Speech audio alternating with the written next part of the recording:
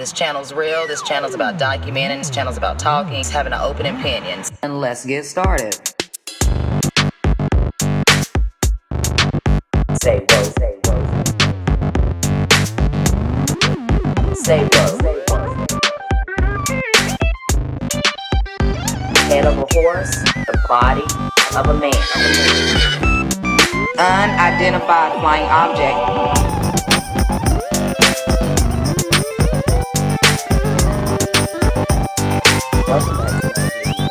Welcome back to another video.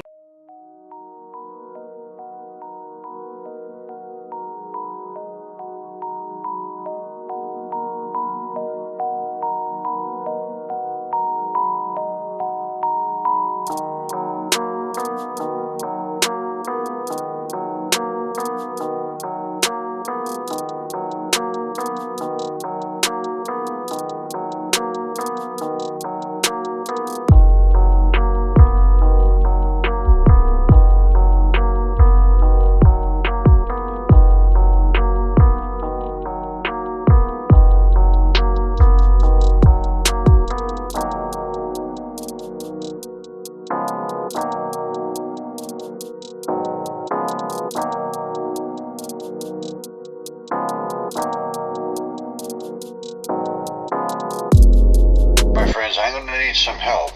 This is the hand of Hercules, and I believe this is a real hand. You see the skin is eroded from here, broken off. That is exactly what would happen with skin. This is exactly what would happen with the blood. Red blood runs right out of the fingertips, and I'm absolutely certain of that because I have a ton of them like that. Now, you see these two little holes here? Let me show you something. I have a giant fingertips, 36 inches long, and it has a fingernail, it has fingerprints, and it has these two little spots. It's exactly what this, you see those little two spots? Exact same thing. This is the fingertip, that's the fingernail. The fingerprints are still in here. I broke this off and went inside and took the blood out of it, our artery, set that off and had it tested, and it's human DNA. It's almost 3 feet long. That's what the bones do. They bump into the next bone. Someone could go out to that hand of Hercules, and I'm almost 100% certain that is a real hand. Alright, I think I showed you this fingertip. It's approximately 36 inches long. That is the bone. Those are the two little spots, like I believe is in Hercules' fingertip. Now, I broke this off of here. This was right here. The fingernail went right there, and it separates just like it would from your finger if your flesh came away from your fingernail. Now, wrapped around, immediately your fingerprints start, and it's exactly what we have here. These are the fingerprints. All right, those are the fingerprints. It's called grip skin. Now, I like getting deep into the anatomy, and this is deep. And this is the fingerprints. These are him right there. They're right there. Now, this is the grip skin came right off. You see this? This is the bottom of the grip, just like this. Lifted, drip right off of that fingerprint now. Then I went inside the flesh underneath here. Well, obviously it's stone now, but you can find the blood vessels very easily. And I found the artery, and I went inside and took the arterial stuff, sent it off to have it tested, PCR tested 5 years ago, and here's what happened. I asked not to use the name of the people that did the test, but trust me, they were a very good lab. Now, and they did this special testing, PCR DNA testing, long ago, 5-6 years ago we did this, and it was the first time ever done in the world, and it ended up being a nightmare for them because it showed that these things were human and they were giants, and now they're being assaulted for the last 5 years for doing the test. And nobody can get these tests done anymore that I know. Anyway, look at this. The DNA sequence, excellent quality DNA sequence was obtained for the 36-inch tip sample and for the lung. Now, look, excellent quality for that 36-inch giant tip. I mean, I take it right out of the artery, so it's just, and the lung is like, here, hold on. This is the lung. I took it like right up out of a pin drill in here somewhere, right up in there. that's where the leaking blood is out of a lung. That's a lung. Anybody knows that's a lung. And this is the fascia, well, they call it pleura in a lung. It's a very, very rubbery, and that's where the heart would sit. This is a left human lung, and it's a DNA certified CAT scan. All of this stuff is every bit I can do, I did to it. Everything. There's nothing that's not here. How can anybody deny this for 5 years?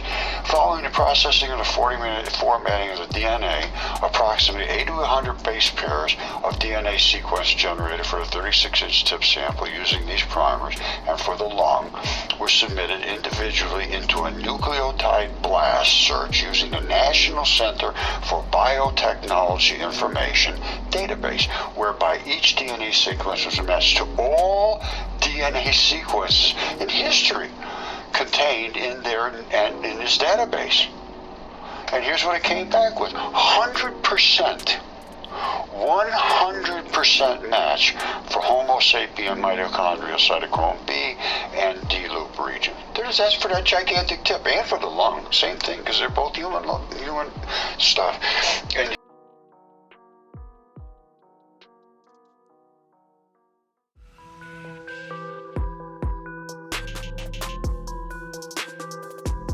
at one time. You see this here? First of all, whenever you see the reddish color, that's, to me, it's blood. And I see blood up in here where I would expect to see it. I see a little pattern to the eyeball, which I would expect to see. Over the course of time, erosion would not create what I'm seeing here, I don't think. Then I'm seeing this, and this, which, whenever you see patterns like that, it has some meaning. I don't know exactly what. They didn't carve these here. These eroded here as a result of what might have been in the digestive system of this thing. I don't know. At this point, I have no idea. And these kind of crazy things like this, you say, oh, that's just ridiculous. That actually could be some form of a biological creature. Medusa had the real ability to turn things into stone. These things that were written were not just silly tales to scare kids. I don't know, to worship them or revere them or sanctify them, however you want to call it. They're doing something here, whether these are bodies or not. Now, Ovid was a writer that wrote Metamorphosis. We should read that. He says the gods did this just for fun. They turned things into creatures, into statues just for fun. And here's another one that was, I'm telling you, it looks real to me. Alright, this is the Statue del Gigante. And that is the tendon running down his leg. That is the red blood of his leg. Up in here you can see the actual muscle, and bone and so forth that was in his arm. It snapped off. They tried to fix this. They put some metal pieces up in here. People say, oh, you see metal up in there. They made it out of metal. No, they didn't. This was an actual tendon. I'll show you what tendons look like. If you can dismiss that tendon, well, then I don't know what to say to you. And if you can dismiss this red blood and the muscle behind the tendon, then I have no respect for your ability to think. It's just out of hand. You say, oh, that's nothing. And I'm sure that's it. That's what I'm going to hear. I hear it every day. It's exactly what you see at that colossus. That's the tendon, it's the red muscle eroded.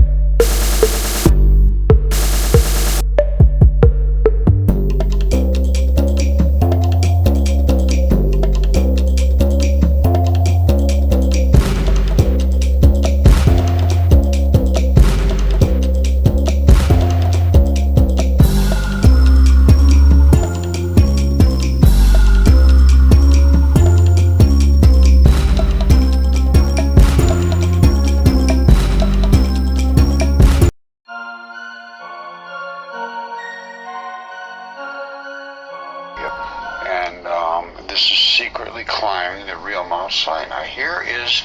This is actually muscle tissue. Look at this carefully. You see all this stuff? I just showed you the muscle tissue. Rocks don't grow like that. They just don't do that. You see all of this? Look at this carefully. Take a minute to think about this. Don't get crazy now. Let's get that off. Look at how, look at this. Look at boom, boom, boom, boom. Boom, boom, boom, boom, boom, boom, boom. What is all that? That is exactly what I just showed you with all those fibers going every different way. And then they go into the black area. Okay, inside of a heart, you have the vein blood and you have the artery blood. So you have black and you have red. And it's all driven by a gazillion times infinity fibers to do this all day long, 24 hours a day, 7 days a week until you die. Now, look at this. This is exactly what you see on Mount Sinai, and it's red and black of that fibrous muscle tissue. And it all is the same sort of stuff. Now, this is where the 70 elders apparently met with God, the black peak. Now, don't forget, we have red blood and we have black blood. Black, that is the black blood. This is the black blood. This is the red blood. This is right, this is a heart. Okay, here we are looking down from the black side of the vein side of the blood down to where we have muscle tissue. And you can see this is not, look at what you're looking at there. That is not just erosion and, it is what it is. And why would God have to meet him up here in this particular place? This is the heart of something. But you can see all of this. Look at the tissue layers. I understand this stuff extremely well, and I think you probably do too by now if you've been following Mudfossil University. Look at all that stuff. This is muscle tissue. Blood pumping through some absolutely horrendously gigantic creature. And I don't know who it was or what it was, but it's the muscle fibers. You remember they ran all kinds of different ways. That allows it to do what it does all the time. This is the black, this is the blood. Now, when it's exposed to the oxygen, it turns blacker. Inside of these rocks will be a more pinker blood here and there, and he does state this. Watch, listen. Again on Mount Sinai here at the summit, and here's the blackened boulder. Now you can see there's a little red. You can see a little red here and there. As it gets toward, well, here, let me show you something. I have one right here. And this is the red part of the lung. Inside, you see the black? You see that black? That is the blood that is from the vein side. And then there's a red blood that is the oxygenated blood. But this is the black blood. You see that? Totally different than oxygenated blood. Break through a piece, you get into this. You see, it's... Alright, so that's exactly what he's going to do. Watch. He takes a piece out. And we're just looking at it, and if you pull off this piece, See? the side's a different color. That's kind of pinkish. Pinkish because it's red. But the outside's black.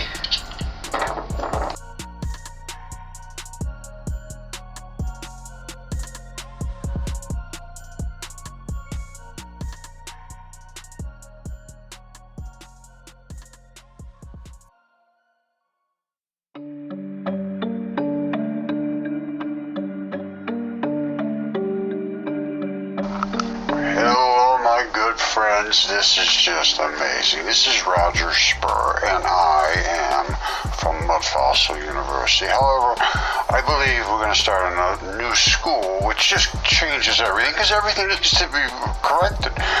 Every single morning I wake up and I say, nothing can blow me away anymore. And there it is. Not only this, wait till you hear what's chapter 9 in Enoch, book 3 says.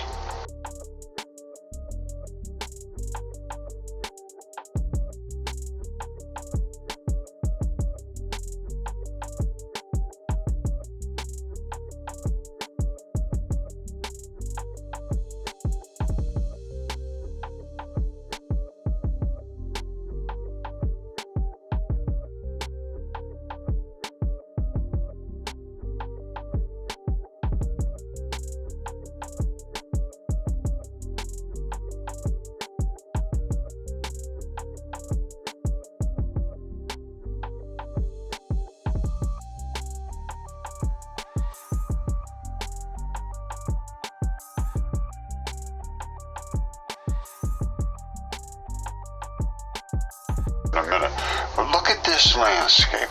What do you see? That's not like, I don't look out my backyard and see that, do you?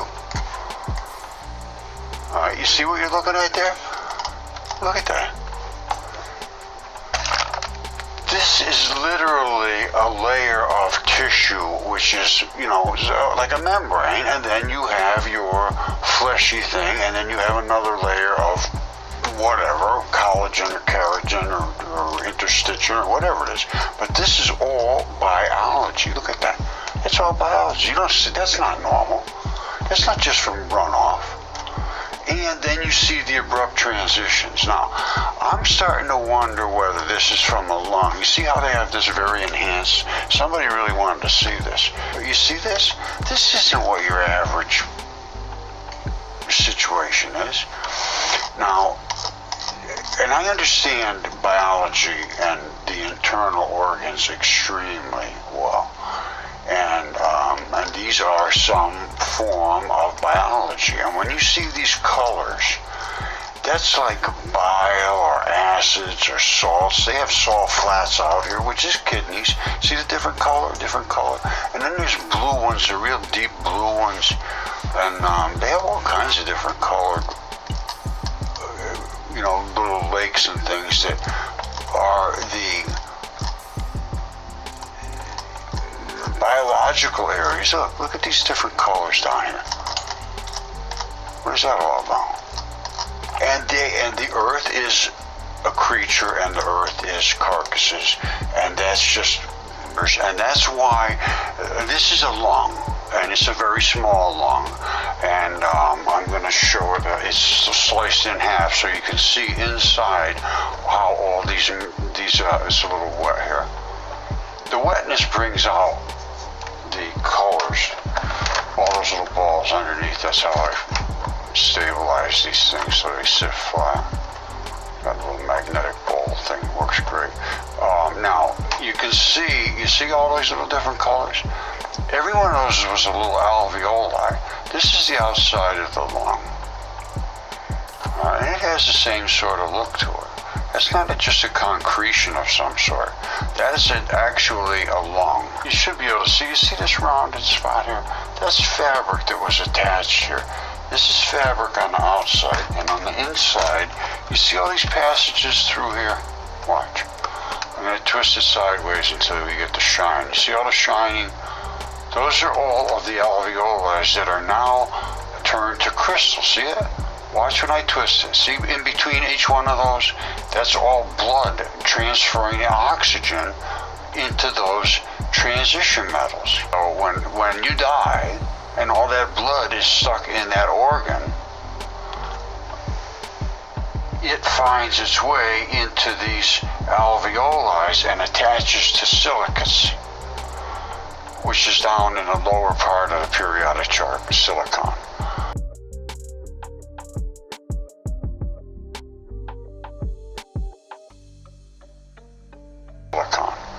And it has the ability, it's almost like carbon. and it has the ability to attach to all of these transition metals and turn them into silicon dioxide and all kind of different silicates with all these different colored transition metals stuck to them.